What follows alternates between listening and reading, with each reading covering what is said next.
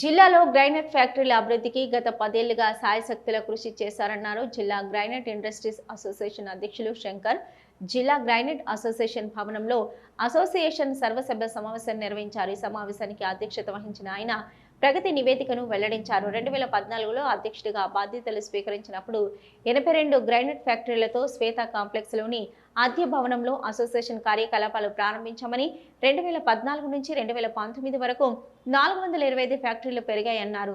Granite association భవనం కోసం నిధులను సమీకరించి 1 ఎకరం 20 గుంటల స్థలం కొనుగోలు చేసి 26,000 చదరపు అడుగుల్లో G+1 అధునాతన భవనాన్ని నిర్మించడం జరిగిందన్నారు. గ్రైనేట్ మడ్ వ్యర్థాలు వేయడం కోసం దాదాపు 80 ఎకరాల స్థలం సేకరించామని చెప్పారు.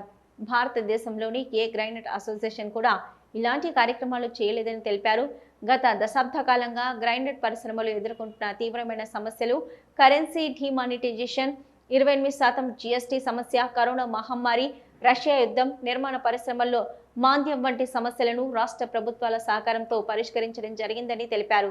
18% జీఎస్టీ తగ్గింపుకు ప్రభుత్వంపై ఒత్తిడి తెచ్చి నిరాహార దీక్ష ద్వారా సాధించామని స్పష్టం చేశారు. ఇక మైనింగ్ స్లాబ్ సిస్టంపై ఉన్న 40% రాయితీని జనవరి 2024 వరకు కొనసాగించడానికి కృషి చేస్తామన్నారు.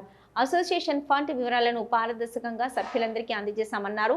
ఎన్నికల అధికారిని నియమించి 3 నెలల్లో బైలాస్ ప్రకారం జిల్లా గ్రైనేట్ ఫ్యాక్టరీస్ అసోసియేషన్ ఎన్నికలు నిర్వహించి నూతన కార్యవర్గాన్ని ఎన్నుకుంటామని తెలిపారు. కొంతమంది వ్యక్తులు చేసిన నిరాధార ఆరోపణలు తీవ్రంగా ఖండిస్తున్నామని, నిరాధార ఆరోపణలపై చట్టపరంగా ముందుకెళ్తామని శంకర్ స్పష్టం చేశారు.